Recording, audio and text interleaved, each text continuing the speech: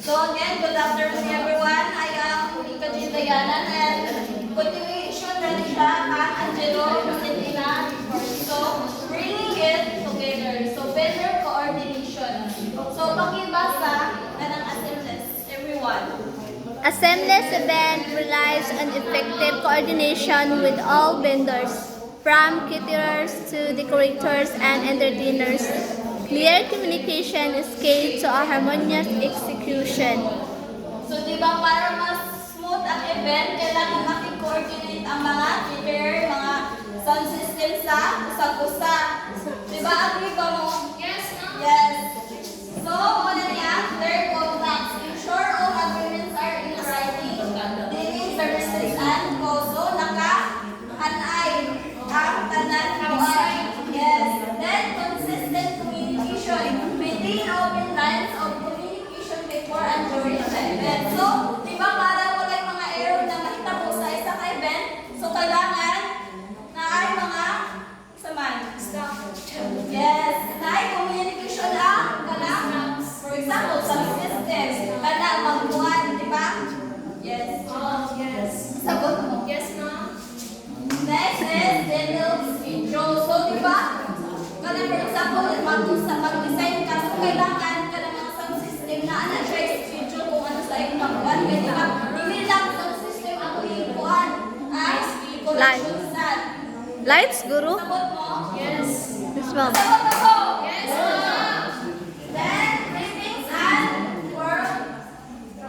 So, hold meetings to clarify expectation and conduct site visits. So, para dili na makuan magsana ma-surprise sa isang event. So, atong i-visit ang kanang kuan sa mga kuan na kanang mga galing sa kanang decorate oo. Para ma-estimate nato kung sa atong pamutang diraa. Yes, ma'am. Sagot ba? Yes.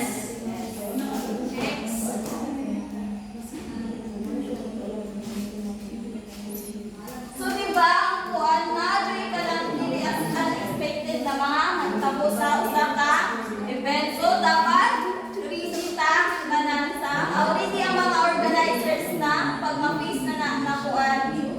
Sa bawat Yes. so, na-react with their changes, vendor no-show, so mag-use report, then technical difficulties, yes, emergencies. So, kailangan na to, always ta, kita na mga organizer, always ta dapat mag-prepare ang mga saman. Emergency. Equipment. Equipment? Oh, sagot mo mo. Yes. So, mga na to, define purpose ng team.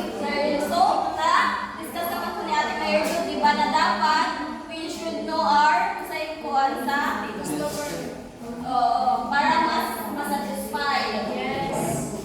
So, plan to use with care and inclusive. So, dapat naka-handle of care isang tuhuan na siya para ang isang customer is ma-satisfied sa ang services. So, smart budgeting. So, allocate resources wisely. So, dili ta basta-basta mag-kuhan lang ka ng dili katuhan ka din ng mga organizers. Like, error ang ato kuhan sa isang event. So, Isa pa, kuan po, kanang sayang ang kuan gasto. oo. So, tapos dili masatisfied ang customer. Muna. So, coordinate safely for smooth execution. So, then, always plan. Kaya in case makuha ng plan A, nakakay plan B. Oo, na ay backup na plano.